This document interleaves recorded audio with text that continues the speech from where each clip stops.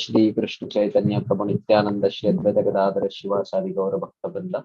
Hare Krishna Krishna Krishna Hare Hare, Hare Rama Rama Rama Hare Krishna. So thank you all very much for joining today's session. We have been discussing from the book Loka by Srila Bhaktivinoda Thakur. Is a collection of individual essays written by Srila Bhaktivinoda Thakur on the 6 favorable and the 6 unfavorable things for the practice of Bhakti, as given in the 2nd and the 3rd verse of Nectar of Instruction. So in which we are currently in the 9th essay, in which we are discussing the 6 favorable things. Utsahan Nischayat Dhairyat Tattat Karma Pravanat Sangatyagat Sato Vritte Shadvir Bhaktir Prasiddhyati. So the 6 favorable things, Utsaha Nischaya, we have completed. We are discussing Dhairya. So Dhairya has 2 meanings. One is to control the 6 urges.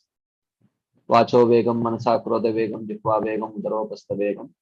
Etan Vegam Vishaheta Dhira. So he is called as Dhira because he has Dhairya. The ability to control the urges is called as Dhairya. Therefore, one who can control these urges is called as Dhira. Etan Vegam Vishaheta Dhira. Sarvan Apimam Prativim Sadrishat. Such a person can make disciples all over the world. So in that, we have been, the last 2-3 weeks, we have been discussing on this topic of controlling the urges. In that we have discussed about Vacho Vegam, Manasa Krodha Vegam, controlling the urge of speech, controlling the urge of mind, and controlling the urge of anger.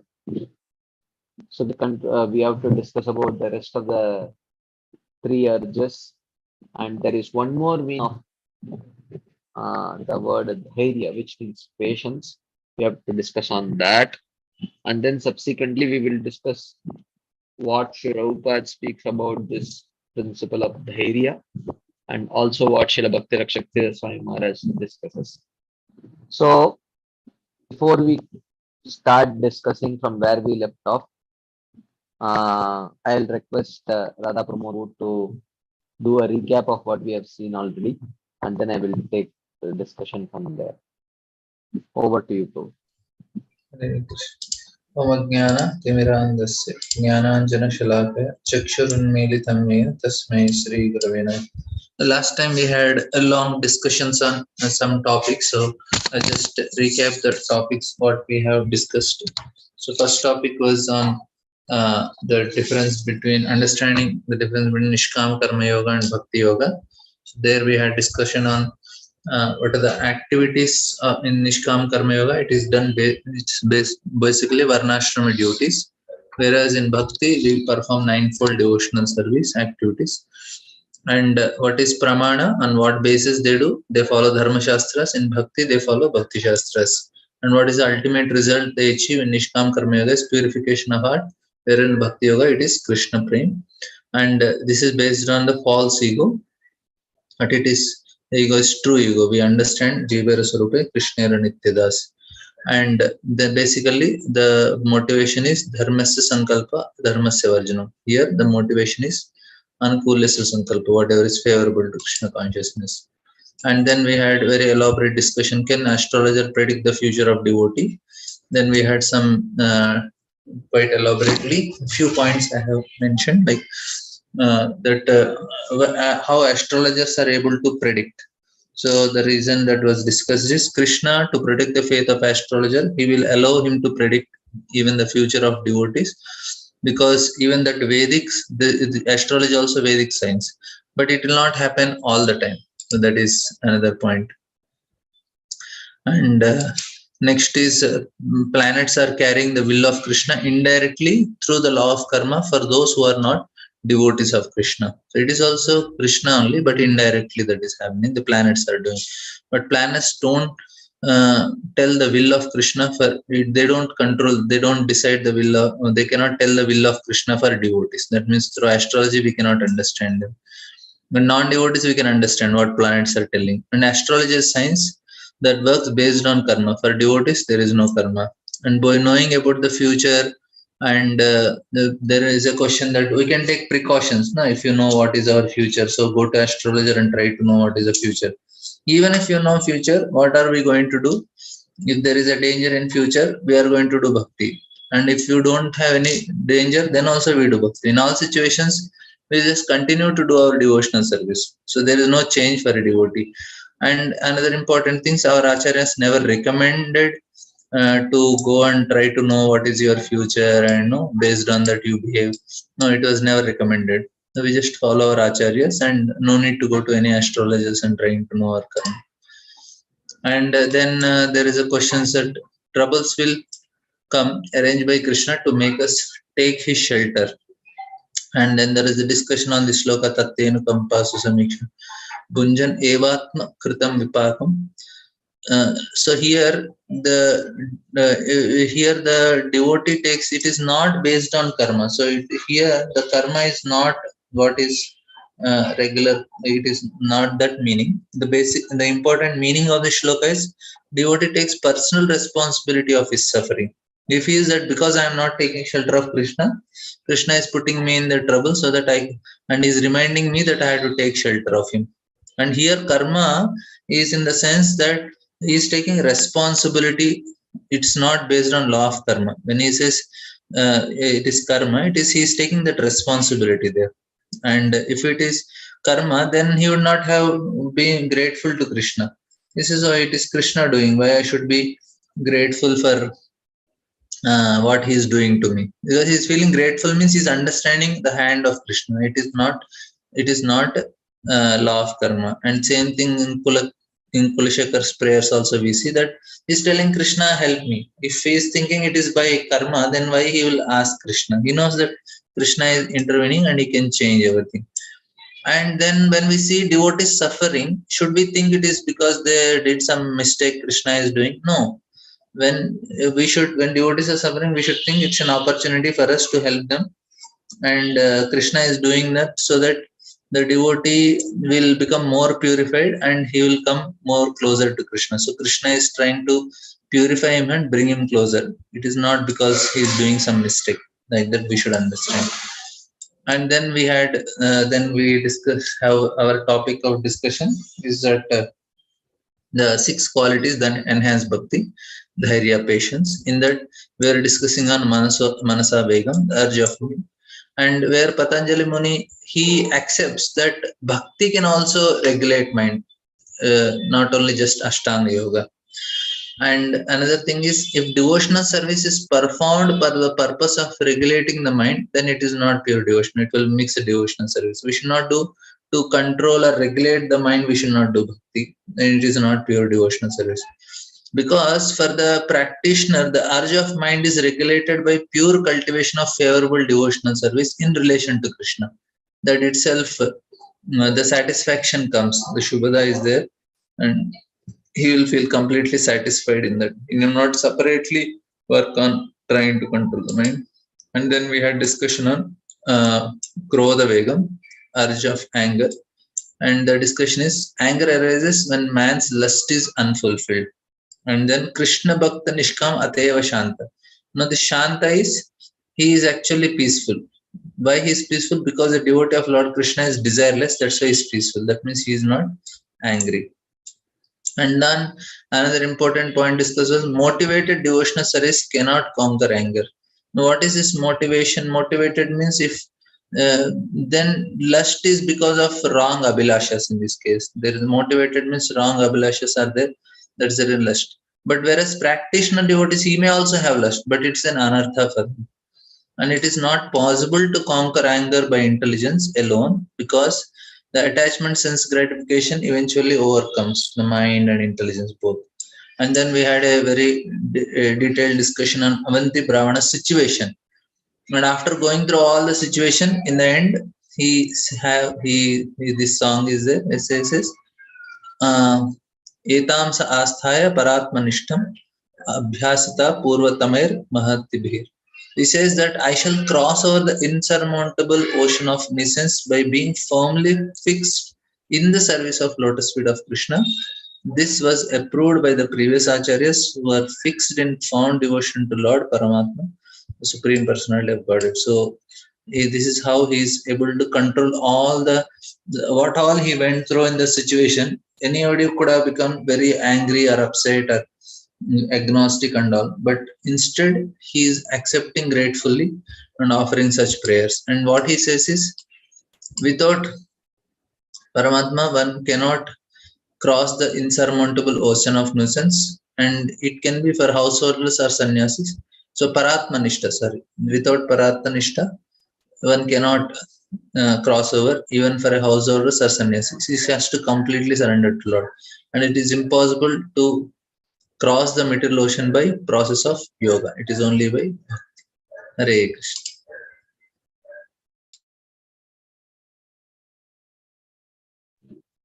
Hare Krishna. Thank you very much. So that was a very nice recap of what we saw last week. So we can continue our discussion. So we did discuss on the theme of Manasa Vegam last time. How does one control the how does one control you know the urge of the mind and the urge of anger? These two things we discussed last. So so therefore, of course, he has already mentioned that even though Krishna has created the path of yoga and the jnana, etc., to control the mind, but bhakti can accomplish things. Whatever can be accomplished by this thing can be accomplished by bhakti also. So, and in bhakti, the mind is regulated by giving a higher taste for the mind, because the mind cannot remain with urges. So basically, it is better to give it the right higher taste that mind can run towards that. So, therefore, and also, as Radha Pramod Prabhu said, that we should not be performing bhakti with the desire to control the mind. That is not favorable.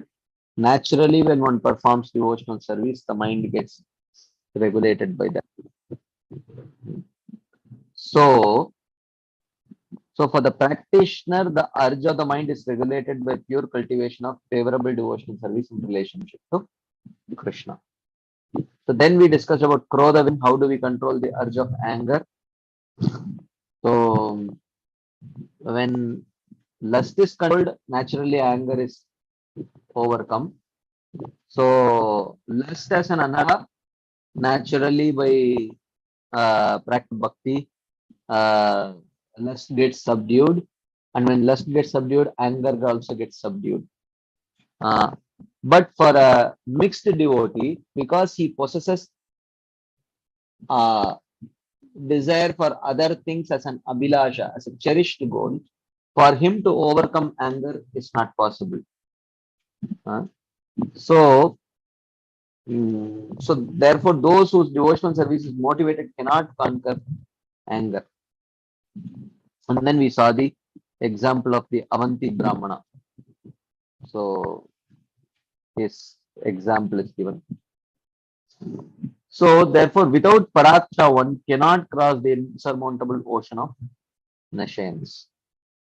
So therefore, only by service to Lord Mukunda, service to Lord Mukunda is the only step, and one will be delivered by accepting that. That is the only. So, so one who can control the urges of speech, mind, and anger by devotional service is called a dhira. So essentially, dhira means the ability to. I mean, dhairya can mean the virtue of continence. the virtue of restraint. Okay, the virtue of restraint develops by subduing of lower modes. One naturally develops. But here, what is mentioned here as dhairya is a sadhaka has to endeavor to subdue his mind, and endeavor that he has to do is engage the senses in Krishna's service. So therefore, there is a question here in the chat box. Uh, uh, uh, I remember you mentioned, the question is, I remember that you mentioned controlling 6 urges actually comes in later stages. Yes, the ability to control the 6 urges comes comes by the subduing of the 3 modes, which one develops by proper practice of devotional service. But that does not mean if the but as we discussed before, one understand by meditating on the on how important my devotional progress is, by meditating on the importance of how important the goal of perfecting devotional services, one can at least externally try to restrain. Like we saw the example of the air hostess. Even though they may feel angry, but they do not act angry, considering that if I react in an angry way, I will lose my job. So similarly, even though the urge to respond in an angry way may be there, but we know, oh, if I do this, I will lose devotional credits because offenses will be there. So let me tolerate it. So tolerating it, considering the importance of our devotional progress, that kind of endeavor every sadhaka is expected to do. But eventually, by continuous engagement in devotional service, when the lower modes get subdued, then one develops this ability to control the in a very natural way. That virtue of one develops the virtue of controlling the urge of speech and tongue and everything like that. Is that relevant, Prabhu? Hari Prabhu? Is that relevant? Does that answer your question?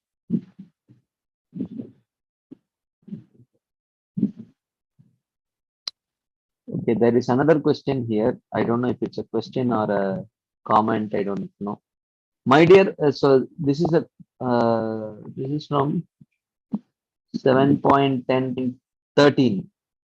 In 7.10.13, I think this is a quotation by Srila by Narasimhadev speaking to Prahlad Maharaj. My dear Prahlad, while you are in this material world, you will exhaust all the actions of pious activity by feeling happiness, and by acting piously, you will neutralize impious activity. Bhogena punyam kushalena papam. That is this.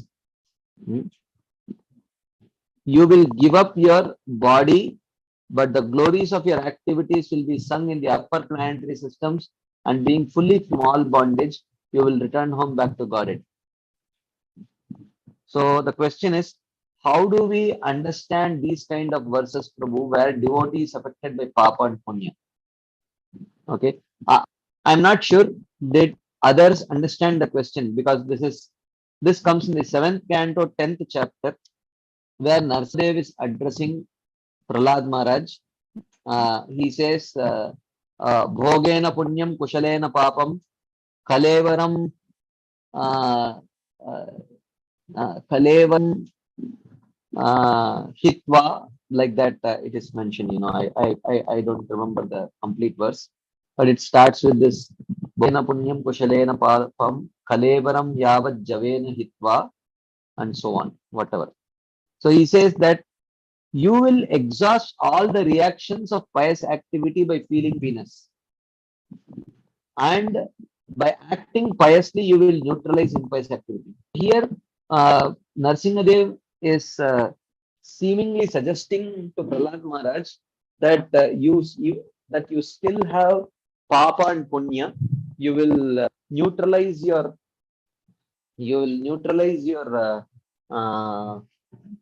punya by enjoying whatever punya brings you, whatever joy or enjoyment the punya brings you, and you will you can neutralize papa by acting piously. Actually, it must be acting expertly. It's not acting piously, because pious acts do not neutralize impious acts. Pious acts only generate more pious reactions. Pious actions do not neutralize impious reactions. So because you brought out this verse, let us see what it. Bhogena punyam kushalena papam kalevaram kala javena hitva kirn vishuddham suraloka geetam vitaya mameshyasi mukta bandha. Okay, this is that verse. So let us go to 7.10.13 and see what the acharyas have mentioned there. Okay, so therefore that is the easiest way of doing it, because many times this verse is quoted and misquoted actually. So let us actually see what the verse says, how the acharyas explain this verse. I'm just going to that verse in a second. 7.10.13. Okay, I will share the screen. I hope everyone understood the question. So this is with respect to, we were discussing that devotees have no papa punya, but here Narsingadev himself is seemingly indicating to Prahlad Maharaj. We will see Prabhupada's translation here. It's on your screen. So Narsingadev says, "My dear Prahlad, while you are in this material world, you will exhaust all the actions of pious activity by feeling happiness, and by acting piously, you will neutralize impious activity. Because of the powerful time factor, you will give up your body, but the glories of your activities will be sung in the upper planetary systems, and being fully freed from bondage, you will return home back to Godhead." This is Srila Prabhupada's translation. We will go to his purport also, but before that, we will see what Srila Vishwanath Chakravarti explains. Read carefully. Having given up piety by enjoyment and sin by pious actions, and having given up the previous body by the passing of time, having spread your pure glory, praised even in Swarga, and being already free of death, you will come to me. So this is not an instruction. This is an information that Narsimhadev is giving to Prahlad Maharaj. Oh Prahlad, you have already given up your piety in your previous lives only. You have already given up your piety by enjoyment and sin by pious actions.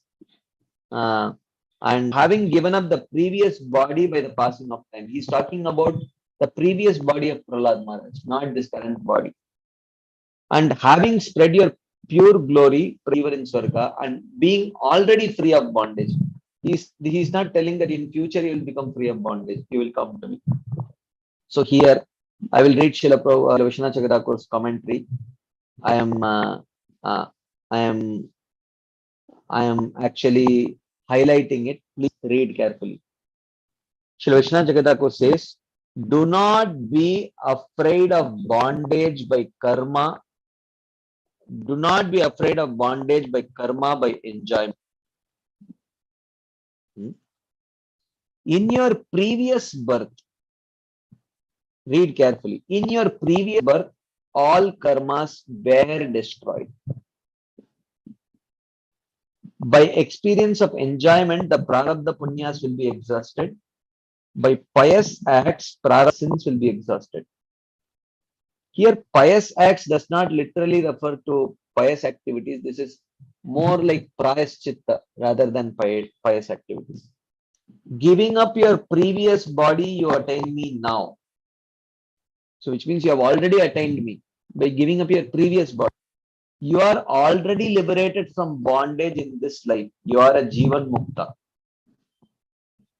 So it should be understood that Prahlad, like Narada and others, was partly sadhana siddha and partly nitya siddha. What this means is that this means they are nitya siddhas only, but they perform the role of sadhana siddha. So there, some Puranas explain what activities Prahlad Maharaj had performed in his previous life to attain bhakti in this life. Or in this case, of course, by hearing from Narada Muni within the womb of his mother, it is mentioned that he became a devotee. Even though this is there, it is true, but this was a role play by Prahlad Maharaj. He was already an Siddha only, but he was just to show the example for others, he was playing the role of a sadhana siddha, like a sadhaka achieving perfection. So this is the explanation. So certainly here, according to Srila Vishwanath Chakravarti Thakur, Narsingadev is not setting that Prahlad Maharaj is already, Prahlad Maharaj is still has piety as a devotee, is still under the grips of Papa and Punya. He is not suggesting that, according to Srila Vishwanath Chakravarti Thakur. And Srila Prabhupada in his purport is quoting Srila Vishwanath Thakur. He says, Evam Prahaladasya Amshena Sadhana Siddhatvam Nityatatvam Cha Naradadivad Nyayam. The two classes of devotees, the sadhana siddha and the nitya siddha. Prahlad Maharaj is a mixed siddha. He is perfect partly because of executing devotional service and partly because of eternal perfection. Thus, he is compared to devotees as Narada. Formerly, Narada Muni was the son of a maid servant, and therefore, in his next birth, he attained perfection, sadhana siddhi, because of having executed devotional service. Yet, he is also a nitya siddha because he never forgets the Supreme Personality of Godhead. Okay, anyway, this is one thing. Now coming to here, the word kushalena is very important. One live in the material world very expertly. You see, kushalena does not literally mean piety, it means expertly. The material world is known as a world of duality because one sometimes has to act impiously and sometimes has to act piously. Although one does not want to act impiously, the world is fashioned that there is always danger. Padam padam yad vipadam. Thus, even when performing devotional service, a devotee has to create many enemies. He is talking about devotional service. Prahlad Maharaj himself had experience of this, for even his father became his enemy. A devotee should expertly manage to think always of Supreme Lord so that the reactions of suffering cannot touch him. You see here, what is Prabhupada explaining as Kushalena Papam? He is not talking about piety and he is not talking about Papam. He is talking about, expertly practicing devotional service. There is no suffering due to karma. That's what he is saying. This is the expert management of Papa Punya, pious and impious activities. What is the expert management of Papa Punya? Engage in devotional so that you don't have any Papa Punya. That is the meaning of Bhogena Punyam Kushalena Papa. An exalted devotee like Prahlad Maharaj is a Jivan Mukta. He is liberated even in this very life in the material body. Prabhupada also makes it clear. So just that we should read the purport also. So there is no question of Papa Punya devotee. That is the explanation. Okay. Is that clear or is there a follow-up question? Okay. Okay. Thank you. Anything else before we start today's discussion? Are there any other quick discussions, comments, questions, anything anyone would like to share as add? based on what we have discussed about Manasa Vegam and Krodha Vegam last week and summarize today. Okay, there is one question. Okay, there is okay. Mother Gail. Hi, Krishna Prabhu. Yeah, I Yes, just want to confirm two things.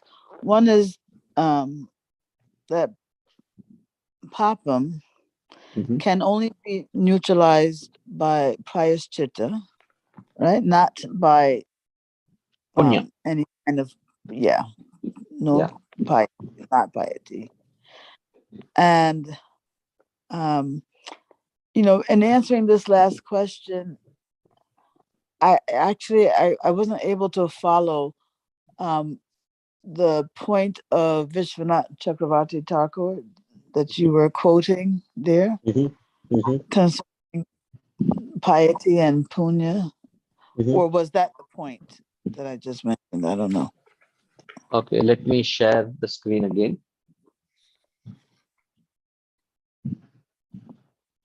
Okay, this was Vishwanath Chakravarti's commentary. You mean what Srila Prabhupada quoted or directly from Vishwanath Chakravarti's commentary? Which one you're talking about?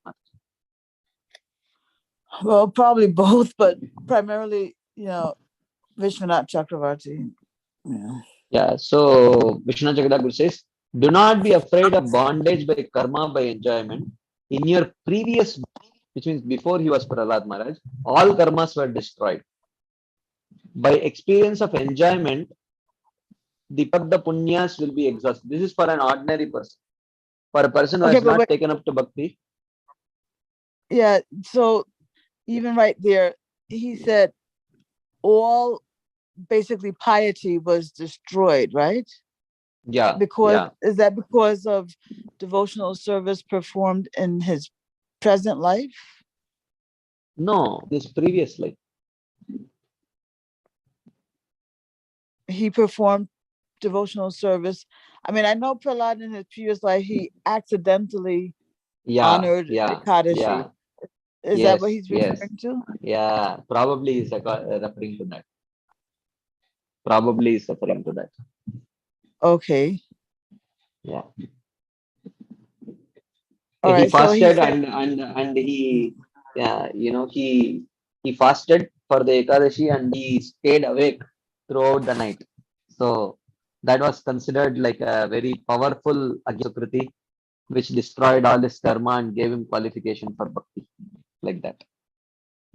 Okay, so here, having given up piety by enjoyment. Yeah, I mean, some amount of piety he would have given up by enjoyment. Naturally, one does not have to endeavor for that. So wait, that statement means when you say giving up piety by enjoyment, it means that you exhaust pious credits. Exhaust, exactly. Yeah. Okay. And sin by pious actions. Actions there refers to prayaschitta. It's not literally piety. Yeah. Right. And having given up the previous body by the passing of time, having spread your pure glory, praise even in Swarga, and being already free of bondage, you will come to me. So, which means till that free bondage is in past tense, and now after giving up this present body, also you will eventually come to me. That is the prediction. Okay, and then do not be afraid of bondage by karma, by enjoyment, because whatever enjoyment you are getting now in this life is coming due to bhakti. So in this life, as a devotee, whatever enjoyment is coming to you, it is not coming to you out of because of your piety. It is strictly coming due to your practice of bhakti. So even if you may enjoy it, you will not be bound to this material. Don't be afraid of it. That's what it means. Okay, that was very helpful. And then in your previous birth, all karma was destroyed by that devotional service, right? Yeah, yeah. By the accidental devotional service. Even though, I mean, it was a Gyata Sukriti, but yeah, it was, but right. that apparently matured to the level of faith. So, which means at that stage the karma was destroyed. Okay, then by faith that karma was destroyed. So because the Agyata Sukriti matured into faith, that karma. No, actually, with every accumulation of Agyata Sukriti, some level of karma is destroyed actually. And at the level of, when it reaches the level of faith, the last trace of karma is destroyed in that person. It is incremental, okay. not it's the destruction of karma is incremental. It is not at once. So with the gradual accumulation of Agyat Sukriti, there is gradual destruction of karma.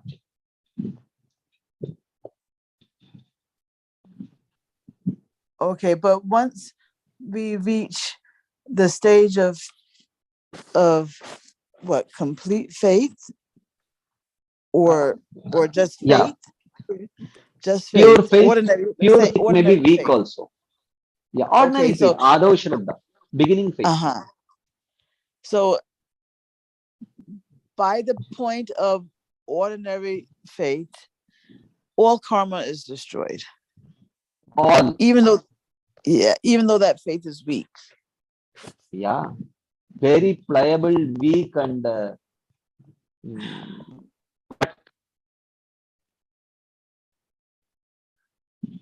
okay, and then continuing, by experience of enjoyment, the parabdha punyas will be exhausted. This is not for a devotee. This is for someone not a devotee. For him. For one who is not a devotee, because for a devotee there is no prarabdha punya. Okay. Because but before taking up the devotional service, when one is not a devotee, his prarabdha punyas will be exhausted only by experiencing the enjoyment. It will enjoyment. Yeah. Okay, by pious acts, prarabdha sins. There it refers to prayaschitta. Yes, okay. Giving up your previous body, you attain me now. Yeah, because he has already reached the stage of Prema. Because he is talking to Prahlad Maharaj. Prahlad Maharaj is at the stage of Prema. He's already at Prema. Okay. Yeah, the very fact that you are talking to me right now and I am talking to you is because you have given up your previous body, and with this body you have the perfection of Bhakti and you have attained me now. So he wasn't the body that Prahlad was having as the son of Hiranyakashipu, that was a spiritual body. It wasn't at all material. Spiritualized body.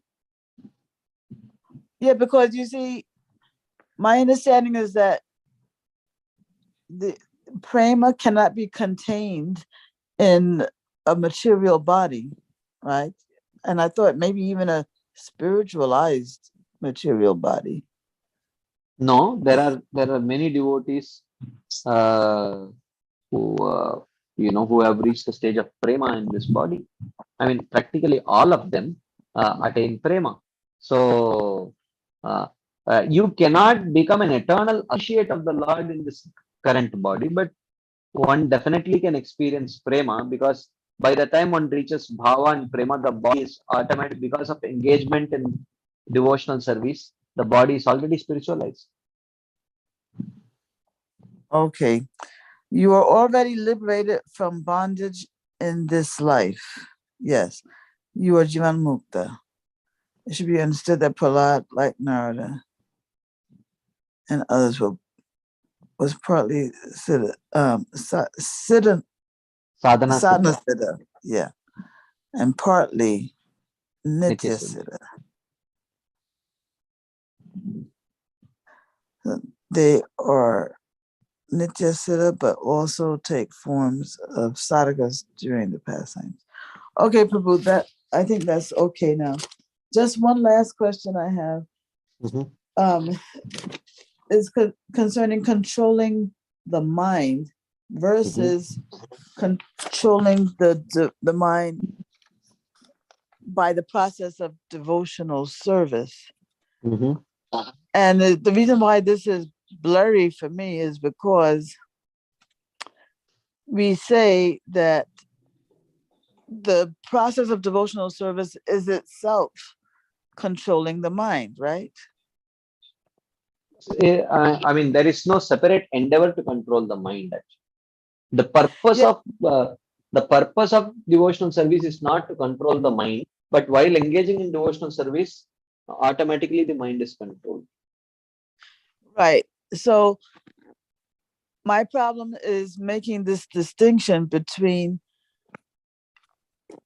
devotional service and controlling the mind. We're not performing devotional service for the purpose of controlling the mind, yet mind control is like I guess a byproduct of devotional. So this controlling the mind, how would you make the distinction then between devotional? I mean, all it means is that there is no separate endeavor to control the mind, but as the principle of anukulyasya sankalpo pratikulyasya varjanam, as for the purpose of engaging the mind in Krishna's service, if a devotee may engage sometimes to do things which are favorable for keeping his mind under control. But the goal is not to control, it is just a means to please Krishna. So with that understanding, so that is not the ultimate goal, or that's not even the intermediate goal. It may just be a means. And even that means to control the mind for a devotee is to engage the senses continuously in Krishna's service. That's all. So by that way, automatically the mind gets controlled. I think if I just take one practical example, it might be clearer for me. Let's say, we want to engage the tongue in Krishna's service. So we only take Krishna's prasadam, right? And so by only taking Krishna's prasadam, the tongue is controlled. But a person who wants to control the tongue, maybe without the goal of devotional service. So then he will not try to control his tongue by taking Krishna Prasad. He will try to control his tongue by all other means.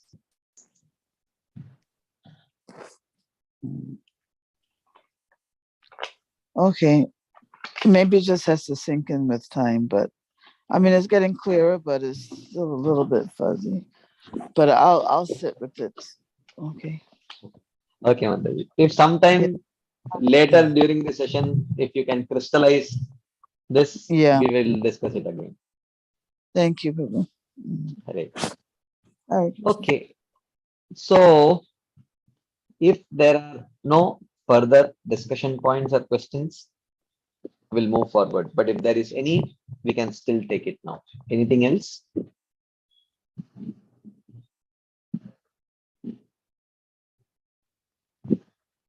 Okay. Oh, there is one. Okay. Mother okay, Devi. I guess it just occurred to me that maybe the way to put it is that, controlling the senses without devotional service would be considered like a dry renunciation. Yeah. Like yeah. trying to control the senses without engaging them in Krishna's service is something like dry renunciation. Yeah, we don't talk about controlling senses. We talk about engaging senses in Krishna's service. Okay. Right. Oh, okay. Okay, fine. Okay, so let's continue then. So next we will discuss about the topic of Kvavegam, controlling the urge of the tongue. Okay. It is everyone's duty to subdue the urge of the tongue. Materialistic persons are always busy trying to enjoy the 6 kinds of taste by chewing, by sucking, and so on. Today I will enjoy spiced rice with non-veg. Today I will endeavor for kitri, means I think kichdi. Today I will enjoy the finest drinks, like that. We all have our own, today I will enjoy puri bhaji or pizza or whatever, So hankering like this, the materialist always wanders. The more the tongue eats, the more its hankering increases. For those who wander for the pleasure of the tongue, attaining Krishna is very difficult. Shri Chaitanya Mahaprabhu has said in the Chaitanya Charitamrita Antelila, Vairagya ya kare jitvara lalasa paramartha ya kayasera vasha Vairagya sada nama sankirtan Shakapatra phalole udara bharan Jikhwara lalasaye oti dhai Shishnodara parayana Krishna nahi pai. He says, if a renunciate is eager for his tongue to taste different foods, his spiritual life will be, and he will be subservient to the taste of his tongue. The duty of a person in the renounced order is to chant the Hare Krishna mantra always. He should satisfy his belly with whatever vegetables, leaves, fruits and roots are available. There should not be over endeavor for eating according to the dictates of the tongue. That is not very good actually. One who is servient to the tongue and who thus goes here and there, devoted to the genitals, and we cannot attain Krishna. So you see, he is talking about tongue, and then he says genitals and belly, they all are connected. Because one who cannot control the tongue will not be able to control the urge of the belly, and eventually he will not be able to control the urge of the genitals. So therefore, so he says Jikhwa and Udara, Jikhwa, and then he says Krishnodara Parayana Krishna Manipaya. So he becomes completely dedicated to fulfilling the urges of the tongue, belly, and genitals. And then he cannot attain Krishna. So one devotee used to say, if you become dedicated or completely dedicated to TBG, then you cannot attain BTG. If you become completely dedicated to tongue, belly, genital, you cannot go back to God like that. So, yes, so that is about, so which means, so here, even though we may have a very strong tongue, which may keep pushing us in various directions, but we have to understand, look, like we always discuss, right? There is the desire to fulfill the urge of the tongue.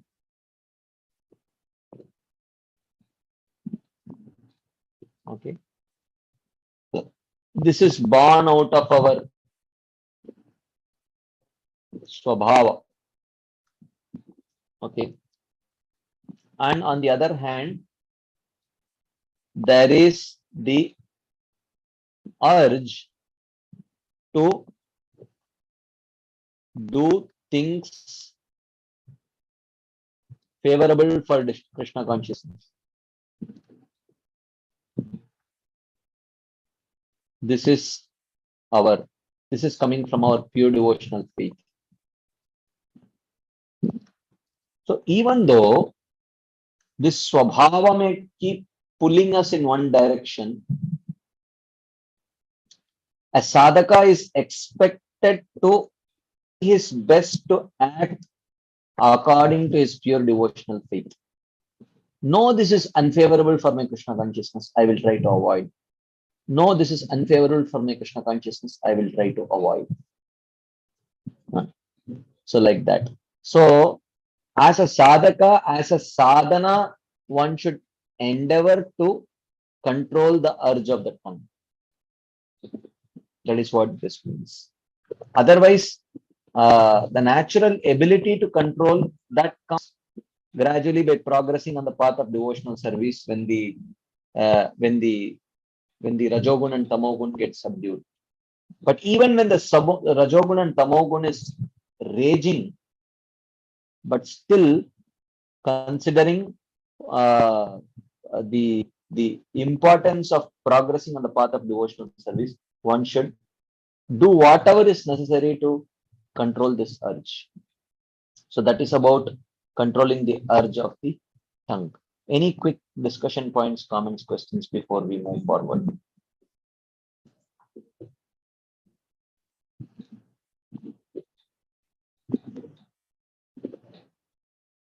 Okay, if there is none, then we will continue. Next is Udaravega, the urge of the belly. One should fill his belly with whatever is easily available. Basically, the whole point is we should not over endeavor for fulfilling raga and avoiding dvesha. This is what Krishna says in Bhagavad Gita. Krishna, after describing about this whole Nishkama Karma Yoga, that how you should act according to the edicts of the scriptures, which talk about Nishkama Karma Yoga, because these instructions I have given. And yetvetad abhyasuyanto nanutanti me matam sarvajnana vimudam stan vidhi nashtan acetasaha.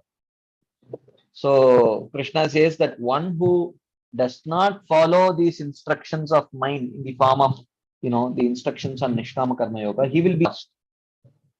So then the question arises, but then Krishna says, you know what?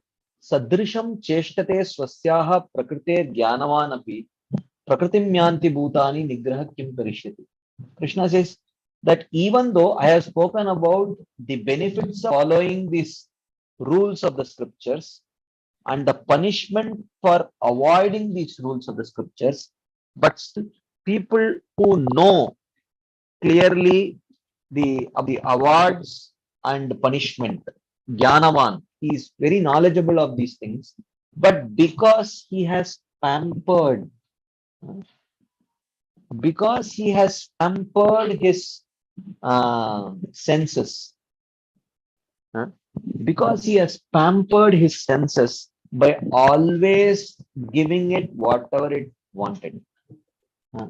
Whatever the senses wanted, he would provide. By such an act of constant pampering, what happens is that this is the gradual story of becoming addicted. Gradually one becomes addicted. So then when the addiction is super deep rooted, then whatever may be the consequences, scriptural consequences, he may know it. He will not be able to say no, because he has pampered his senses in such a way that he has to immediately give whatever the senses want.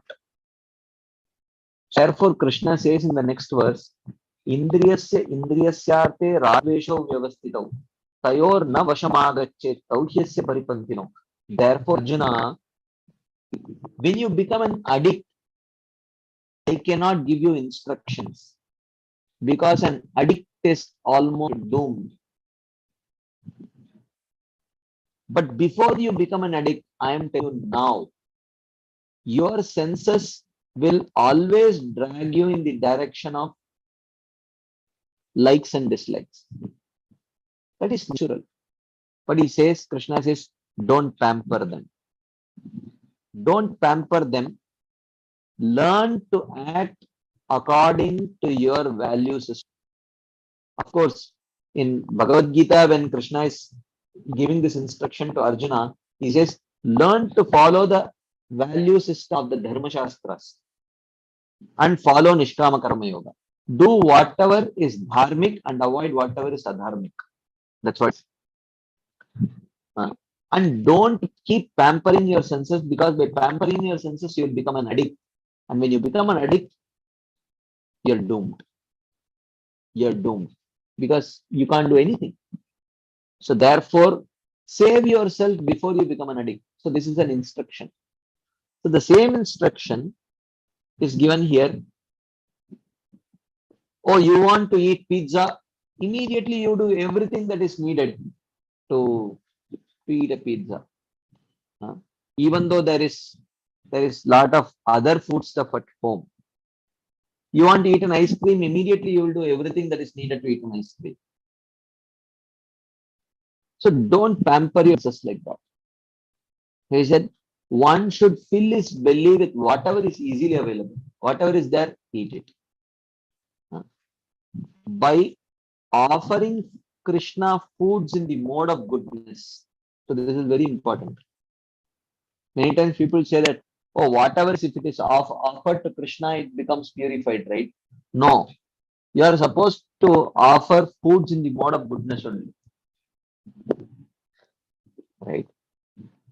Like some of the ingredients in themselves, I want to just clarify this, like for example, some of the ingredients may be a little bit rajasic, like chilies.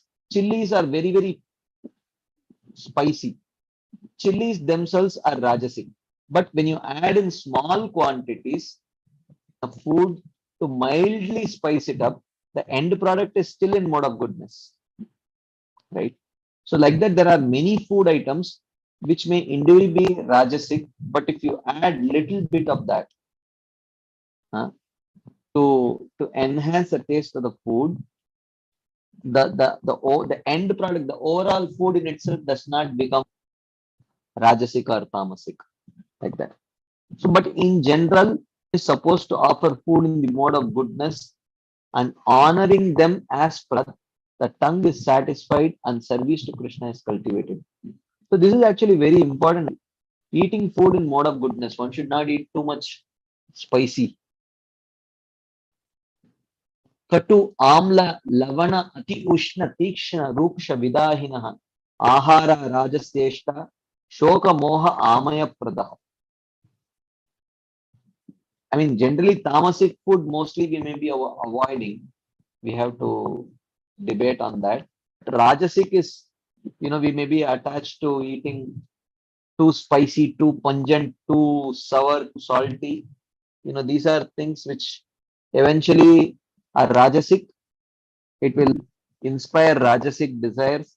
And if it is, and it is actually not the best food to offer to the Supreme Lord also. If palatable prasad is easily available, then the tongue's greed will gradually be controlled rather than increased.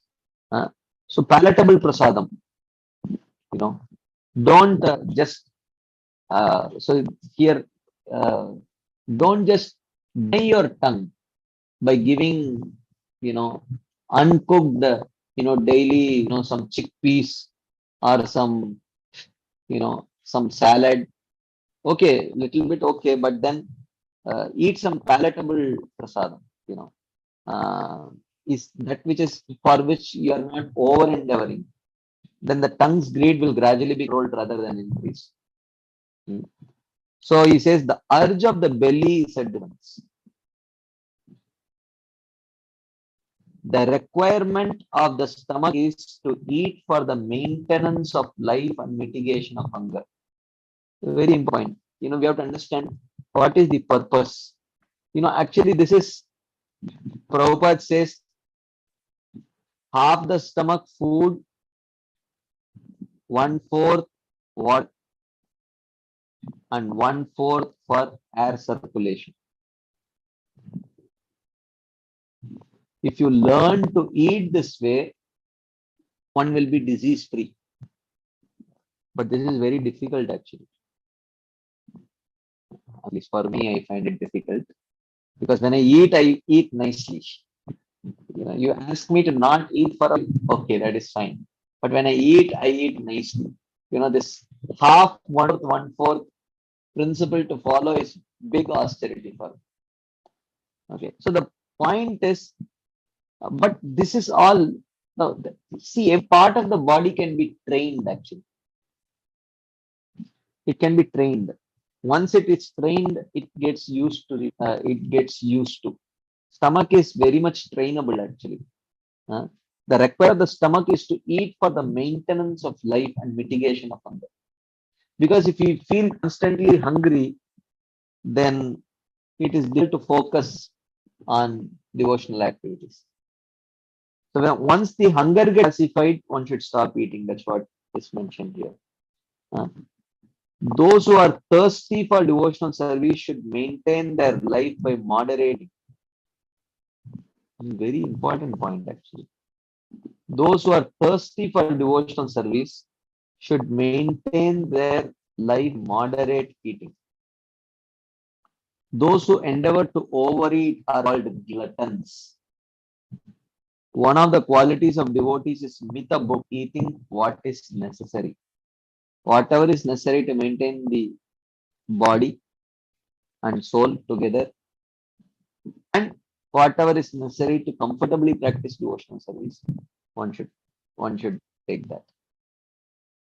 By eating less, the body remains healthy and does not disturb one's devotional service. I mean, not so that you die or become severely nourished, right? Those who have no strength to tolerate the urge of the stomach are always greedy to eat. Those who are firmly convinced that thing can be eaten besides Krishna Prasad are especially able to tolerate the urge of the belly. Because because you are very clear that you will not eat anything other than Krishna Prasad. So therefore, at some times when you don't get Krishna Prasad, one will be able to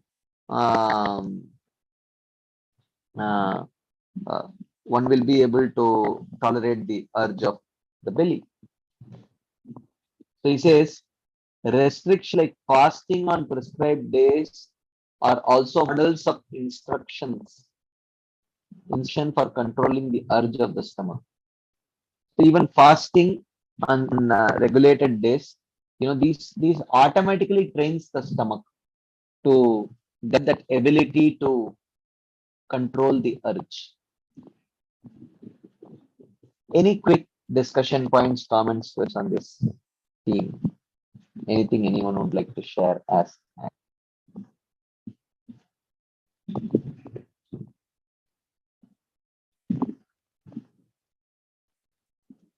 Okay, if there is none, we will move ahead to sixth urge, which is upastha vegam, the urge of genitals. The urge of the genital is formidable for persons who are averse to the Lord. It's difficult because there is no serious restriction and there is no sufficient purification. For one who is averse to the Lord, the heart is impure and it becomes, so the urge of the genital is formidable for persons, and there is no value system which will create the force guilt. So in the Srimad Bhagavatam 11:5-11 it is said, Loke Vyavaya Amit Madhya Seva Nityahi Janto Nahi Tatra Chodana. In this real world, the conditioned soul is always inclined to sex, eating, and intoxication. Therefore, religious scriptures never actually encourage such activities. They don't encourage activities. The purport of this statement from the Srimad Bhagavatam is confidential. Those who possess a material body made of flesh and blood are always inclined to associate with women or the opposite sex. Men with women and women with men. To minimize this inclination, the marriage ceremony is recommended. The inclination cannot be completely given up for most people. So therefore, at least the institution of marriage is there so that at least it does not become illicit. Those who wish to get free from the codes of marriage are almost like animals.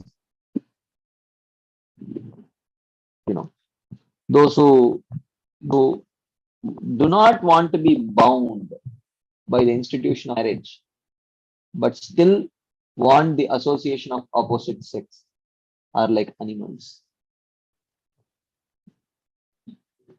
But those who have crossed beyond the rules of this natural inclination by the association of devotees and the strength of their service and have thus attained attraction for spiritual subject matters, for them, associating with the opposite sex is very insignificant. It's very insignificant means they don't have that urge to associate with the opposite sex. So it is not a problem all for them.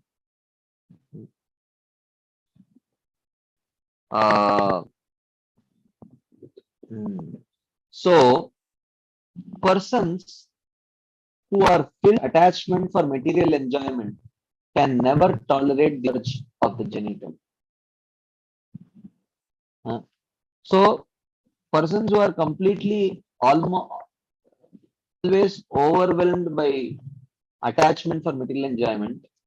So for them, which means attachment to material enjoyment in the form of good food,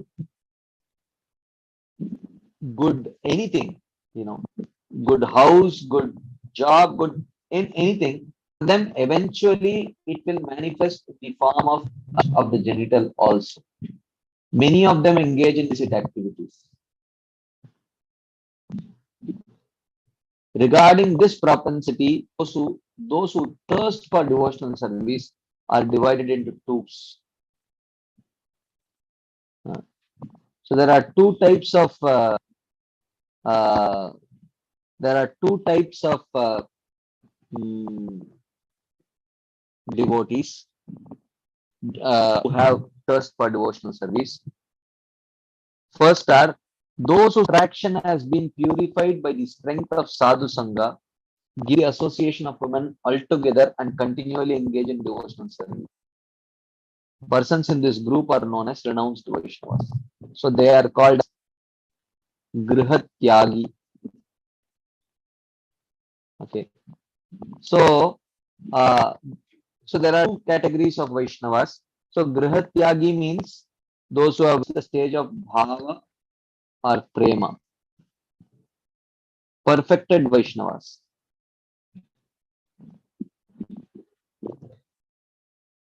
Okay. So those whose attraction for the opposite sex has been completely purified by the scent of Sangha. So such people, they completely give up the association of women and they continue to engage in devotional service. They are called as Grihatyagis or renounced Vaishnavas.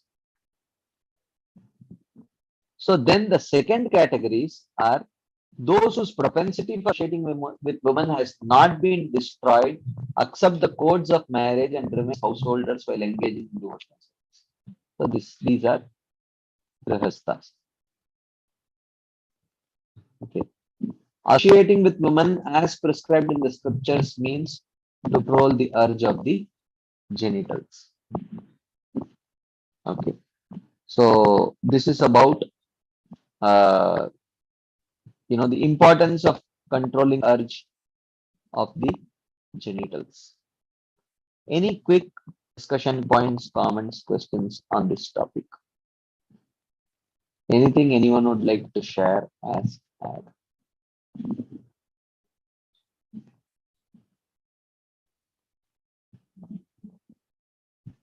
Okay, if there is none, we will continue our discussion. So then, Srila Bhaktivinoda Thakur says, to subdue these 6 urges is called dhairya. Etan vegan yo vishaheta dhira. So dhira means one who possesses dhairya is dhira. So here Srila Bhaktivinoda Thakur says, when one properly tolerates the above mentioned 6 urges, that is favorable for his devotional service. Which means there should be endeavor.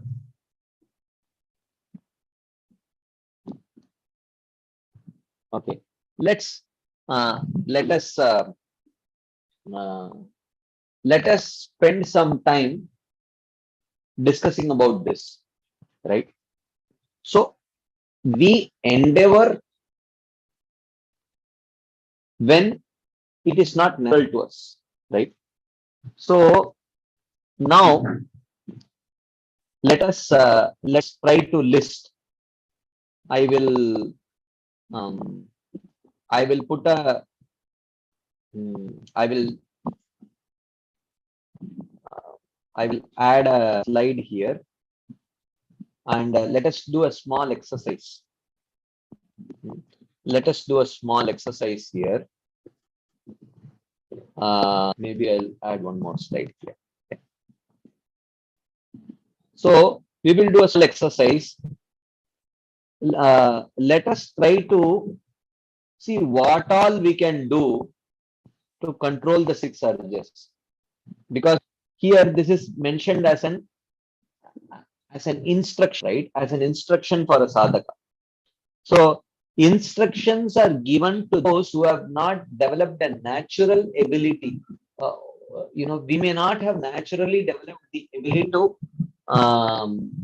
control the 6 urges, but there are certain things we can externally do to make us less and less vulnerable to these urges.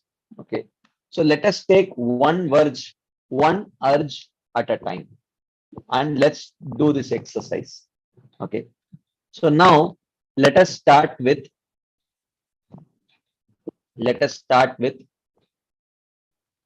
Vavegam. What are some of the ways by which we can control the urge to speak? We may not have naturally developed the propensity, but what are some of the ways by which we can control the ability to speak non-Krishna conscious things. Okay. So one is speak only related to Krishna. Okay. Second, chant the holy names. Or you can say uh, uh, proper time management by filling free time with Krishna conscious engagement. So that way there is no so yeah. So then you know stay away from social media, internet as much as possible, because that also is a breeding ground for Prajalpa, right? So so practice talking only when necessary.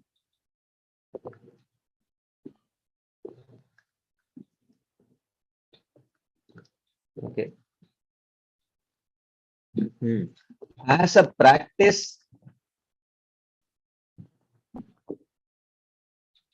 glorify Vaishnavas in Sangha. Because if we do not glorify Vaishnavas, naturally we may get pulled into criticizing Vaishnavas, talking ill about Vaishnavas, backbiting about Vaishnavas. So therefore, yeah. Anything? What else can we do to So we can do all these things because we do not have a natural ability to. We may not naturally avoid the urge. We may not have the natural ability to resist the urge to speak. But these are certain things that we can do externally to overcome the urge to speak. Anything else? Anyone can think of what we can do to resist the urge to speak. Externally something. Stay away from people, places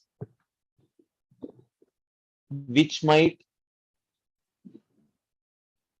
induce the urge to speak. Different. We all have our own weakness, right? We all have our own weakness. So particular subject matter. Some people have weakness for politics. Some people have weakness for sports. Some people have weakness for cinema. Some people have weakness for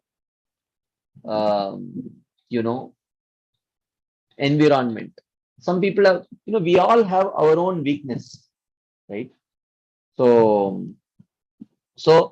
we know what will trigger thatness. So stay away from the triggers. So basically that is the point. Stay away from Prajalpa triggers. Because once we come in touch with them, then it will be difficult for us to avoid it. So stay away from Prajalpa triggers.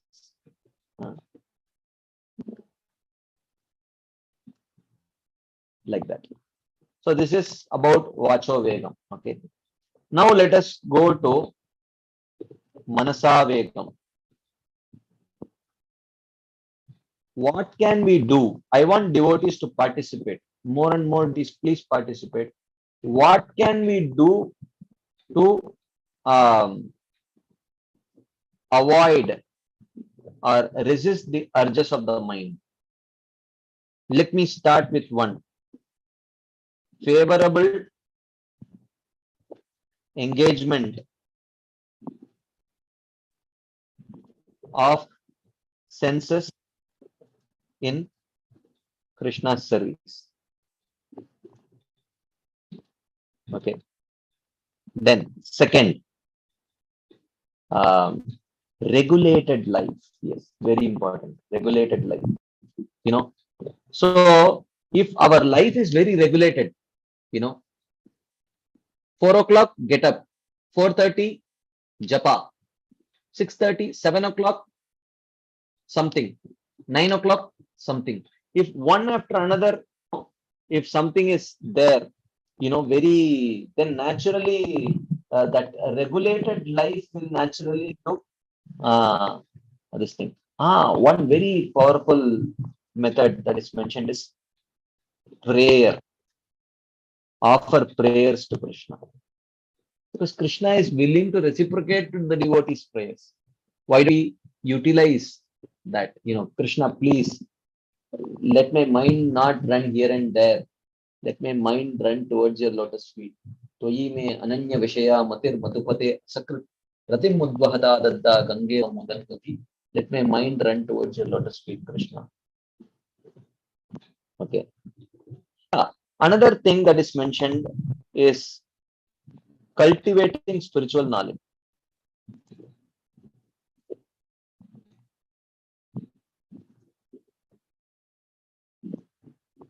Okay, because you have by that you have a favorable subject matter to ruminate, you to think about, right? So then, another way is important is sattvic prasada. So if your prasadam is sattvic, then the influence of rajogun and tamogun goes down, and mind's activity becomes very subdued. Yeah, of course, there is one suggestion which is attentive chanting. We can say endeavor for attentive chanting. Endeavor to chant attentively. Because if the mind is very unsteady, attentive chanting may be difficult. But still, if we enter, then it is it subdues the mind. Yeah, attentively. Okay. Then next, morning temple program in the association of devotees. Yeah, this is very, very important. Morning program in the association of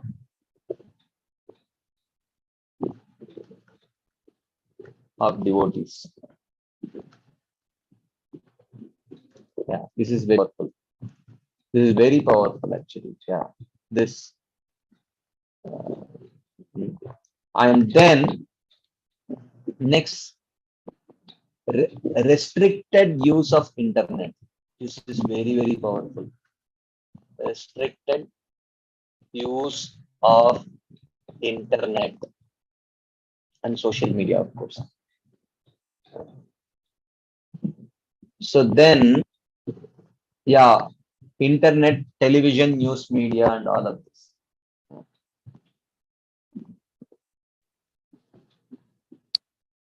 Yeah, and of course, prayers, and along with prayers, you can add bhajans, etc. Yes, wonderful. I mean, very nice. What about Krodha Vegam?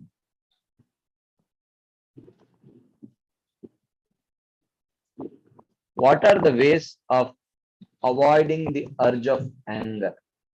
What are the practical ways? What can we do to avoid the urge of anger?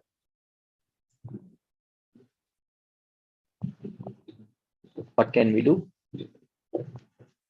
Again, prayers.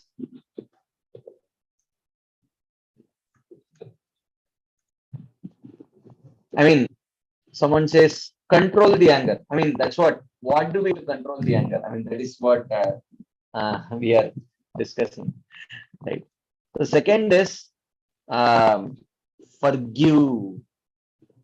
Yeah, learn to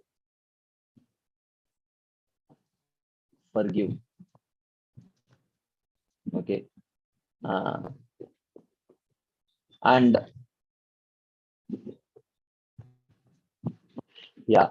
Next is keep quiet while angry. Yeah, we should learn to do this as a sadhana. Keep quiet. Okay, while angry. So this is very important. Okay. Avoid unnecessary expectations. This is very important.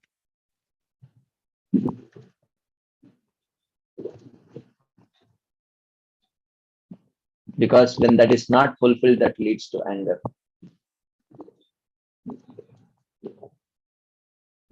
Okay. So then,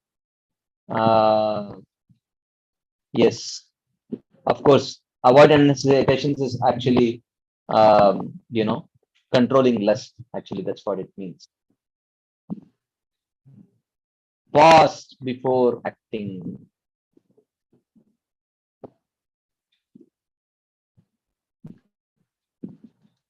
Okay. Yeah. So, and yeah, uh, we have to become philosophically sound also.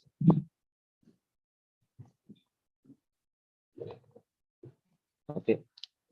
Uh, you know, understand that every situation is orchestrated by Krishna.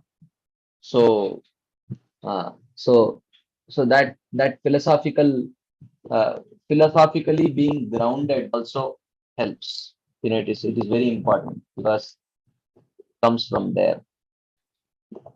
Of course, there is another suggestion, proper sleep, but because many times our anger is due to, yeah, when our sleep cycle disturbed also, we tend to become very irritable. Yeah, that's very correct actually. Proper sleep. Okay. So then, yeah, getting overly hungry. Yeah, because when we become overly hungry, our pitta increases. When pitta increases, one of the symptoms of increased pitta is anger. Of course, yeah. So this is, yeah, avoid getting overly hungry.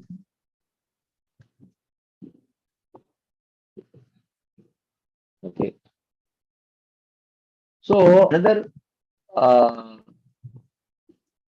another important thing is meditate on dangers of exhibiting anger. You know how, uh,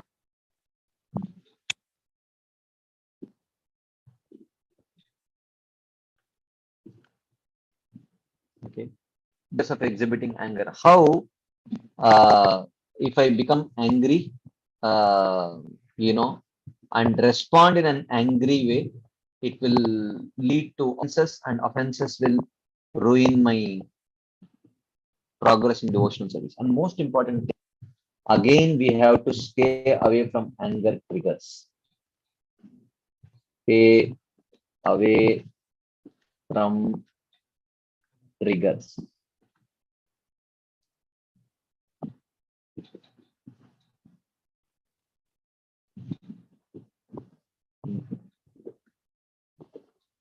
Stay away from anger triggers. Yeah, like that. So that is about Krodha Vegam. What can we do for some practical tips for Jihva Vegam? What can we do? What can we do to control the urge of the tongue to eat palatable foodstuffs?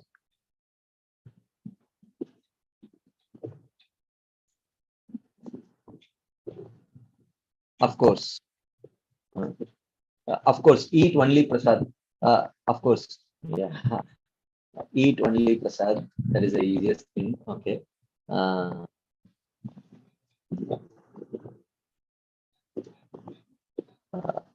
you know, in the initial stages when our urge is very strong, so strong that we don't mind eating non-prasadam also. So then at that stage, learn to cook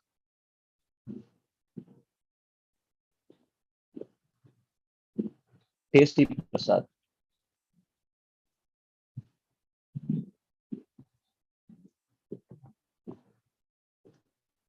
Okay, to learn to cook tasty prasad, so that we feel satisfied eating prasadam, that we don't get the impetus to eat. Again, for all these urges, the main point is stay away from triggers.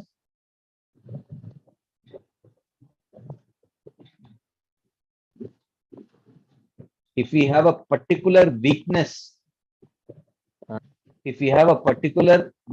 for some non-prasadam item, don't go in that direction only, because it may trigger us in that direction, and we may end up eating. Yes, another thing is avoid janasanga.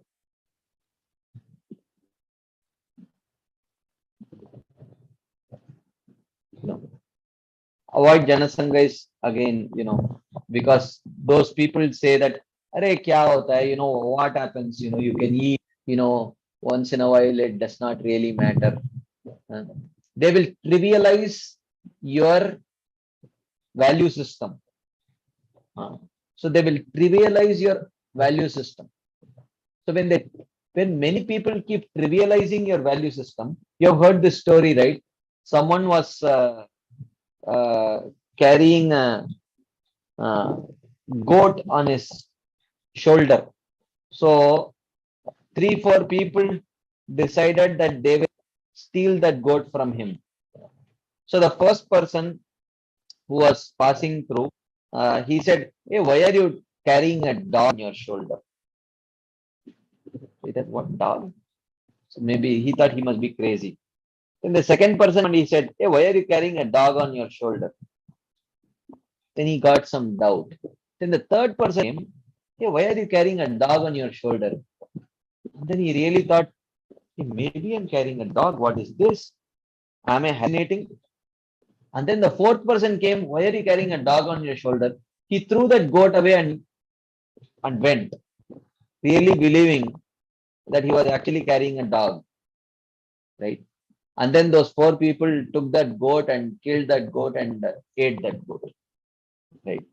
So, I mean, of course. So the point is, when people around you trivialize and ridicule your system, it weakens our resolve to follow that value system. So when we associating with such people who keep trivializing what we cherish, then we may also slowly not cherish those value systems as much. So, and spend time planning, especially while traveling. Uh, I don't know, this is very slow today. I don't know. Plan sufficiently for prasad. Okay. So, oh,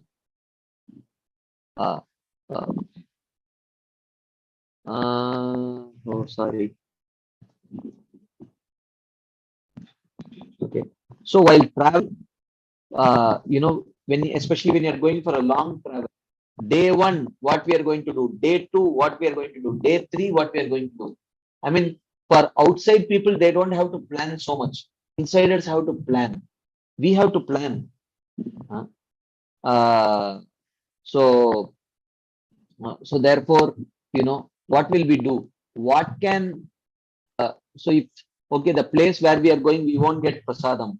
So can we make some dry prasad which will remain for long?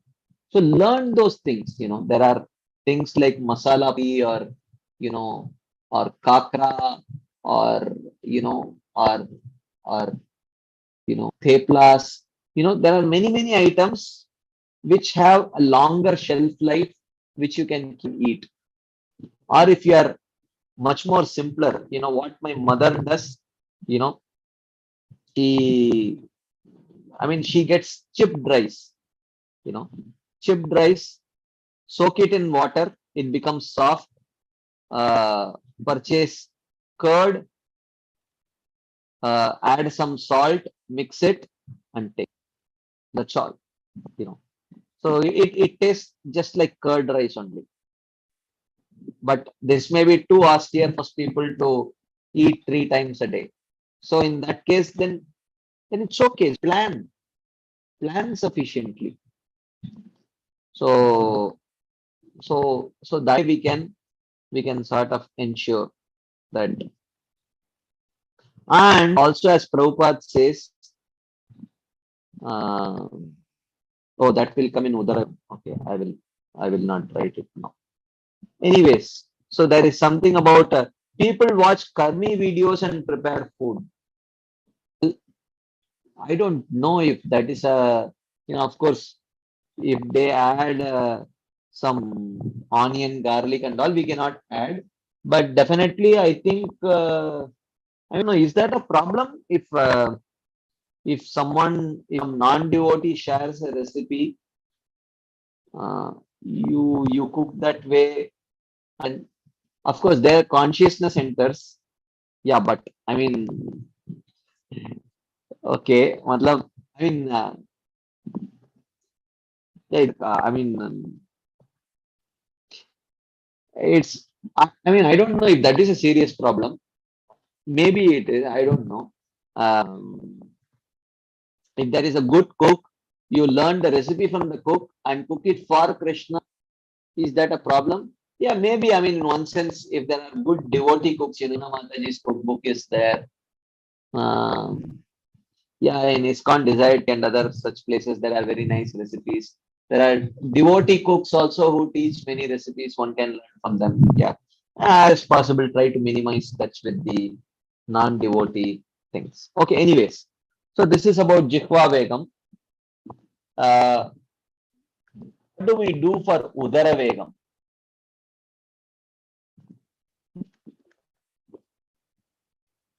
Can you share some tips? How do you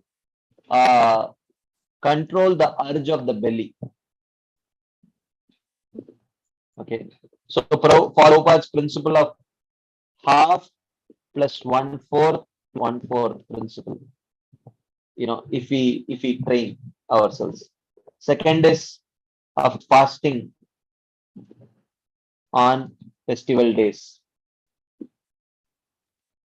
This also trains our stomach to sort of develop the ability to control the urge of the stomach. Any other ways? Can you suggest some ways which we can control the urge of the belly? Because this is our take home, right? After this whole discussion, this is our take home, because we will try implementing these things, right? So that's why we are doing this exercise. So what are the other ways by which we can control the urge of the belly? Is there anything that we can do? Can you share something?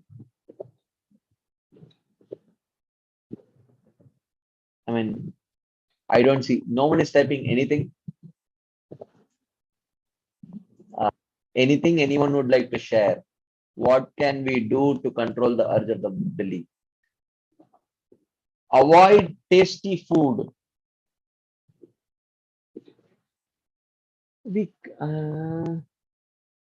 Well, yeah. Of course, you have to cook tasty food for the Lord, and you have to honor the remnants. So you can't avoid it. So yeah, is there any other way someone can suggest? Is there any other way of controlling? Eat quietly and together with family. Oh yeah, yeah. This is a very nice point. Hmm, hmm. Eat quietly, because when you are quiet, you focus on what you are doing, and you may become more conscious. But if you're eating and talking and eating, you may not know how much is going inside. So then with others, eat with others. When we eat with others, maybe it will make us more conscious about how much we are eating, because there will be some sense of guilt of overeating. So that will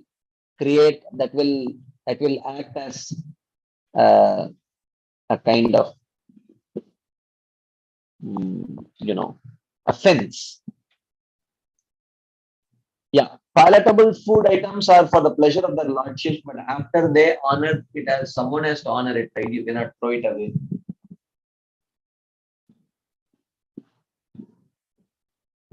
So there is a question now. What is the difference between jihva and udara? The jihva, the other tongue is to eat palatable food stuff, and the urge of the belly is to overeat. This is the difference.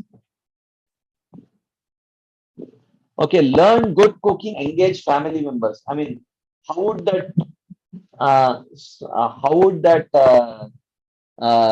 sort of avoid overeat?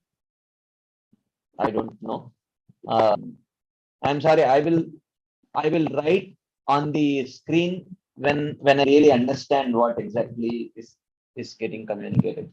Increase knowledge about the right food and right time. This is also very important. Right food and right time. Okay. Yeah, this is very important. And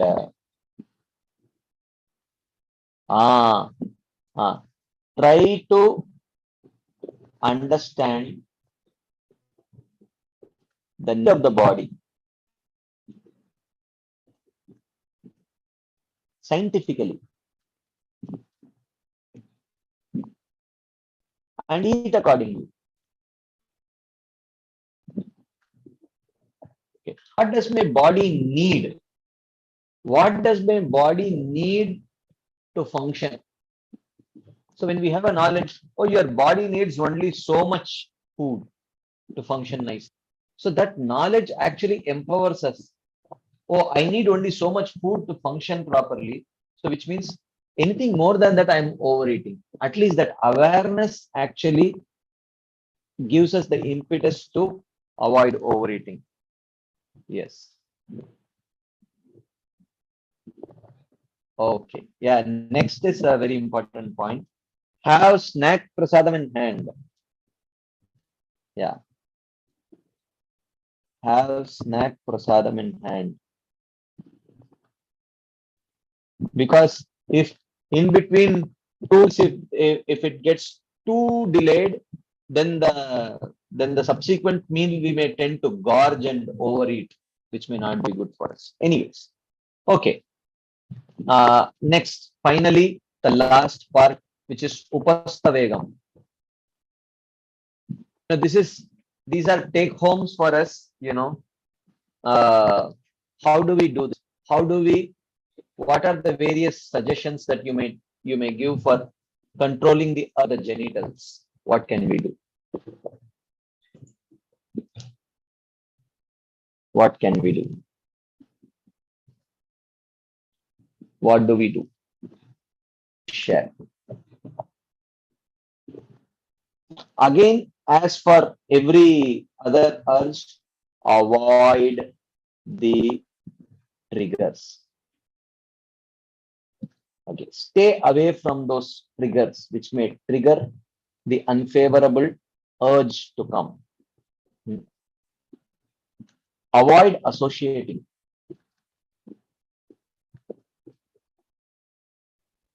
Okay. Okay. Oh, yes, the most important thing, internet.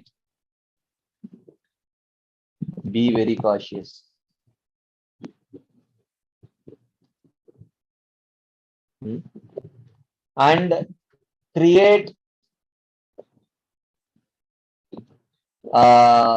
accountability systems.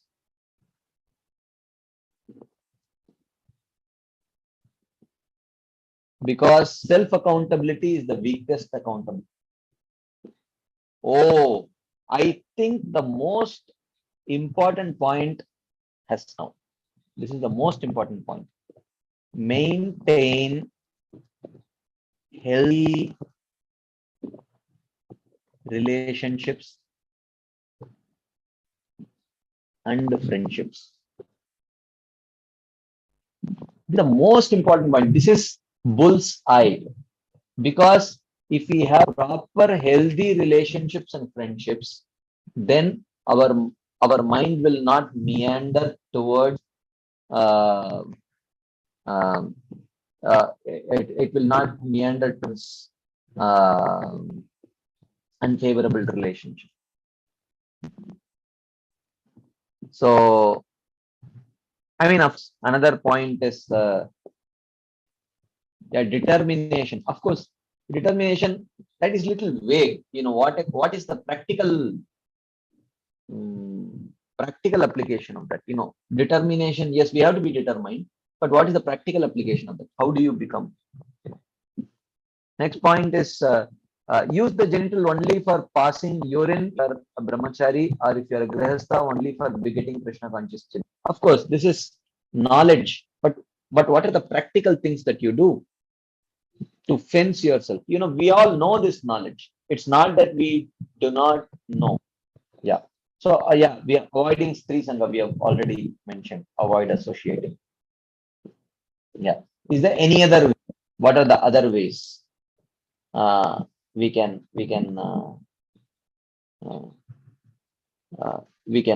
what are the other ways we can accomplish? Anything else? Any other suggestion? This is very important actually, because when there is this very important point, strict sadhana.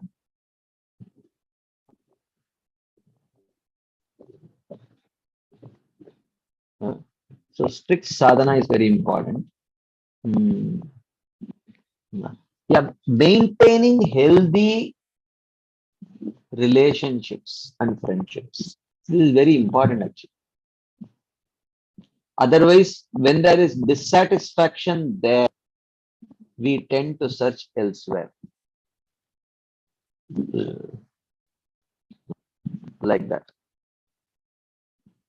Oh, this is again another very important point. Share the struggles in confidence.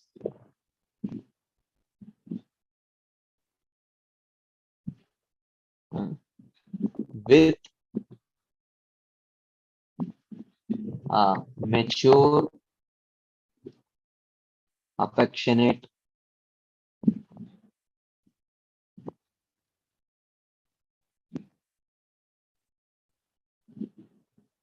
seniors.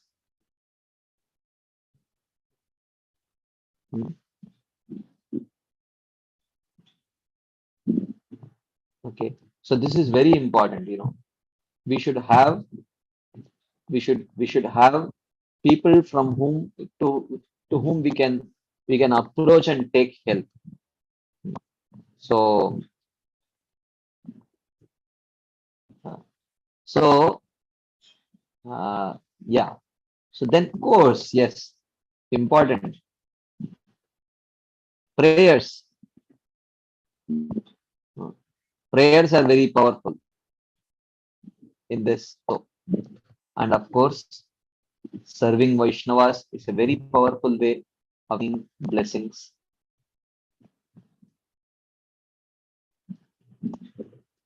Okay. So And if we have some previous unhealthy uh, uh, relationships,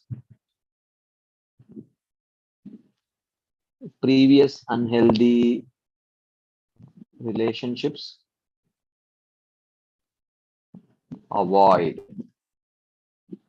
So this comes in avoiding the triggers anyway. There is nothing wrong in re-emphasizing the whole thing. Yeah, so these are the various ways. So this is actually the take home, because these all fall under the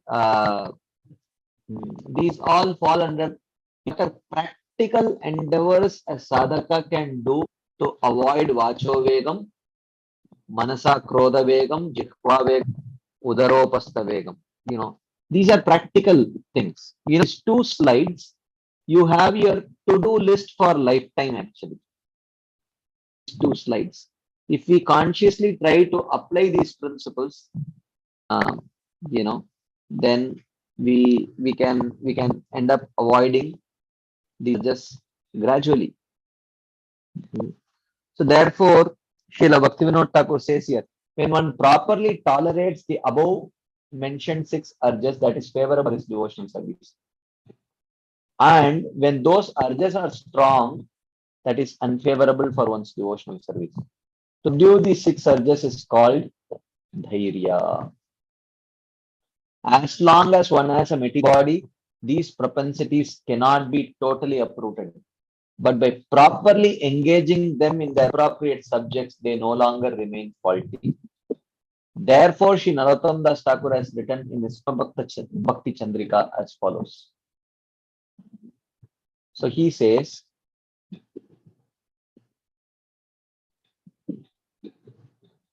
Kama Krodha Lobha Moha Mada Matsarya Damba Saha Stane Stane Niyukta Kariba Anandakari Hridaya Ripuri Parajaya Anayase Govinda Bhajiva Kama Krishna Karmarpane Krodha Dveshi Jane Lobha Sadhu Sange Harikata Moha Ishta Labha Vine Krishna Gunagani Niyukta Kariba Yatata.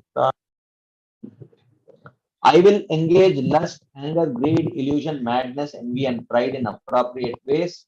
And by defeating these enemies, I will feel happiness in my heart as I peacefully worship Govinda. I will engage lust by offering Krishna's service. Anger I will direct towards those who are envious of devotees. I will be greedy to hear the topics of Hari in the association of devotees. I will feel illusion without achieving my worshipable Lord. I will be maddened while singing the glories of Krishna. In this way, I will engage the enemies in their proper places. Of course, we did have a long discussion on this. Actually, this is not like you can engage lust. So it is not like that. It's not like if we feel lusty towards the opposite sex, I'll say, oh, I will engage that lust in Krishna's service. No, it does not happen like that. So basically, this happens when he's not suggesting that kind of dovetailing. That kind of dovetailing is not possible actually. So those propensities are born out of Rajogun. And the karma that we have for Krishna karma, the krodha that we feel for a devotee being attacked, greedy to hear Harikatha, these are not born out of Rajogun. Whereas greed for money and greed for other things is born out of Rajogun. So this kind of dovetailing is not possible actually. You cannot dovetail anarthas. So basically, there are two messages in this whole thing. The first message is that if you become Krishna conscious and embrace a Krishna conscious value system, the stage of perfection or Krishna consciousness is not devoid of emotions. It's not that you will have no scope of emotional expression. When you get attached to Krishna and people connected with Krishna and things connected with Krishna, there is ample scope for emotional expression. When you become attached to Krishna, you can express your lust towards Krishna. Your lust means attachment to Krishna's service, but that is not born out of mode of passion. And because you have developed great love and attachment to the devotee, anyone is trying to attack the devotees, you will naturally become angry. And because you have developed great attachment to Krishna, or to engage in the in Shravanam Kirtanam, you will naturally become very greedy to hear more and chant more. And just like when we do not get what we want from illusion, this material world, because you have developed attraction to Krishna, attachment to Krishna, when Krishna is not attained, you will become illusion. That is not born out of mode of passion. That is not born out of mode of ignorance. Illusion is a mode of ignorance. So, what Srila Narottam Das Thakur is suggesting is that, O Sadhaka, don't be afraid of achieving spiritual perfection and don't be hesitant to give up your material attachments, because the stage of spiritual perfection is not a dry stage where there is no scope for emotional expression. There is ample scope for emotional expression. It's an emotionally vibrant stage where you can express your emotions perfectly. That's what he's suggesting here. So he says the confidential meaning of this song is that the duty of an intelligent person is to direct these urges away from their respective subjects and make them favorable for devotional service. Make them, which means make them favorable for devotional service means you become very Krishna conscious, then they will automatically, you will start experiencing this emotion toward Krishna. But that takes a long time. That can only be done with patience, he says. You see, patience. Patience means how much patience? Patience till you progress on the path of devotional service where you develop deep attachment to Krishna and everything connected to Krishna. Then all these lust, anger, envy, greed, which are not born out of the three modes, that will manifest. Any quick comments, discussion points, questions, anything anyone would like to share as before we wind up for the day? Anything you'd like to share as add? Okay, there are two hands up already and one question in the chat box. Okay, Venkat Govindru. Hare Krishna, Prabhu, Dandot Pranams. Dandot Prabhu. Prabhuji, I have a question that generally the festival days, for example, Janmashtami or Gaur Purnima or Narsim Chaturdashi, they are the occasions to be joyous. So my question is, why do we fast on those days? We fast on those days so that we can engage more on hearing and chanting. But if fasting in itself is creating an obstacle to our hearing and chanting, then we may take little bit of sadham, Ekadashi prasadam, and engage in hearing and chanting. So, yeah, that is the point. So the purpose is so that we don't spend time cooking, we don't spend time because when we eat, we may feel little lethargic also. So we want to utilize maximum time in hearing and chanting, dressing the deities, worshipping the deities. So for that purpose. Yeah, but if fasting is really sapping so much of our energy, if it is taking our attention away from Krishna, then we may eat little Ekadashi prasadam and continue with our devotional activities. Is that okay, bro? Yes, Prabhu. Yes, thank you very much.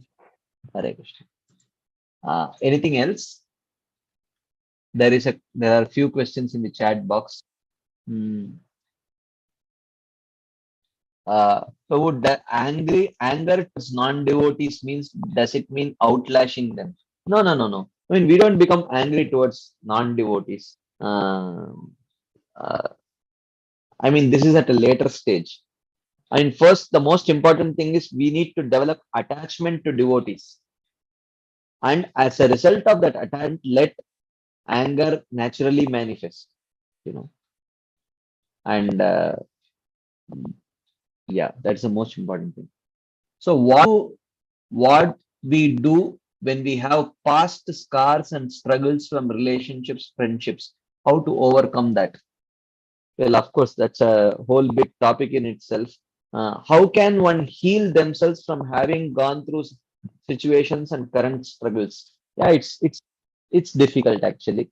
The first thing is take go space yourself from, so that we can neutrally think on about that about what we have gone through, and then definitely take help from a neutral person, because we always have a biased perspective, because we may mostly carry a victim consciousness.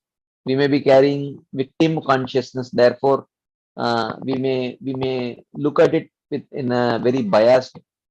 So sometimes we definitely have to take help of other senior devotees who may help us, who may provide us with more neutral perspectives. But immediately one may have to keep some distance, so that the negativities don't keep coming up again and again. So so when the negativities subside and we take help from a neutral person, they may allow us to borrow their neutral eyes to look at the situation better. And also, of course, we have to understand that we can't maintain these negativities. We have to give them up because it's unfavorable for our devotional service. So let us do something which will make our devotional service better.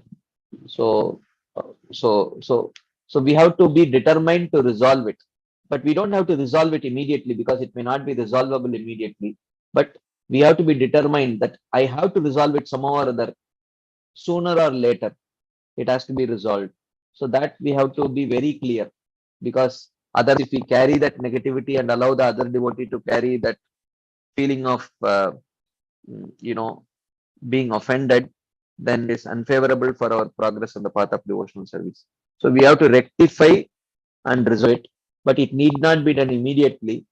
It can take time. So that one cools down sufficiently, and subsequently one can go ahead and do that.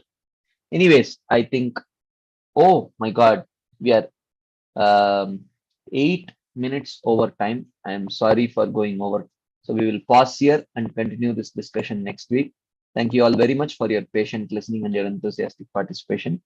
Hoping to have your association next week also. Srila Prabhupada ki jai, Srila Bhaktivinoda Thakur Pad ki jai, Shri Bhakti Aloka ki jai. Hare Krishna. Thank you very much.